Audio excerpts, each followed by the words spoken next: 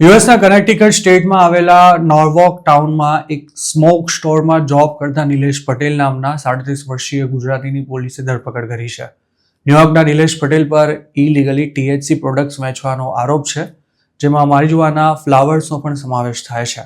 નોર્વોક પોલીસના સાર્જન્ટ રાયલ એવાર્ડ્સના જણાવ્યા અનુસાર નિલેશ મૂળ ન્યુયોર્કના ફ્રીપોર્ટનો છે. તે જે સ્મોક સ્ટોરમાં કામ કરતો હતો ત્યાંથી 1 કિલોથી વધુ મારિજુઆના પ્રોડક્ટ્સ મળી આવી હતી.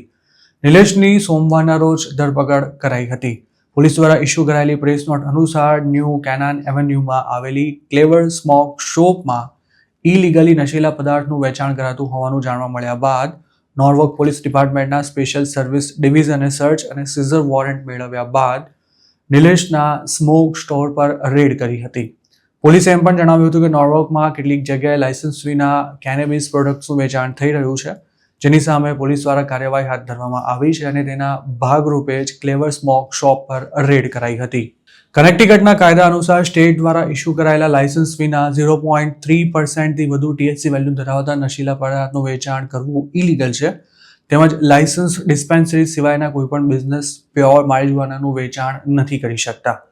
નિલેશ જે સ્ટોરમાં જોબ કરતો હતો ત્યાંથી પોલીસને પ્રી રેબ્ડ મારિજુઆના સિગરેટ્સ, ગમીઝ, એડિબલ્સ અને વેબ્સ મળી આવ્યા હતા, જેને બેવરેજ બોક્સના સ્ટોરેજ કેબિનેટમાં રાખવામાં આવ્યા હતા.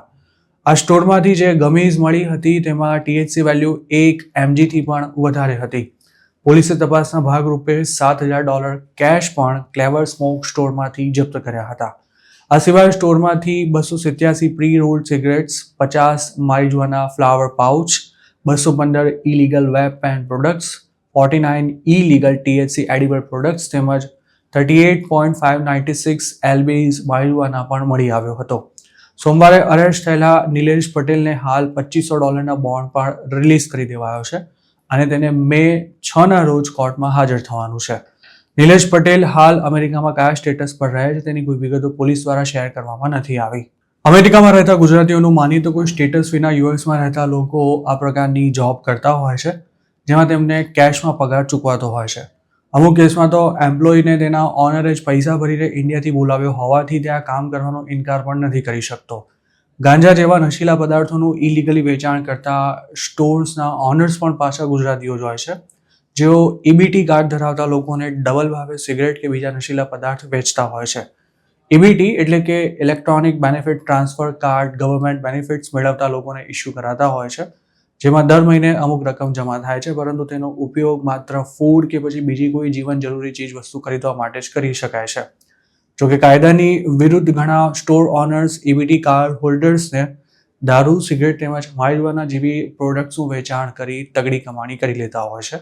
પરંતુ જ્યારે આ ચોરી પકડાય છે ત્યારે જેલની હવા ખાવાનો વારો સ્ટોરમાં કામ કરતા એમ્પ્લોઈઝને આવતો હોય છે. હજુ લગભગ 2 મહિના પહેલા જ અમેરિકામાં એક સ્મોક સ્ટોરમાં જોબ કરતા અને મૂળ કડીના એક યુવકની પણ આવા જ કેસમાં ધરપકડ કરવામાં આવી હતી અને હવે તેને ડિપોર્ટ કરવામાં આવે તેવી પણ શક્યતા છે.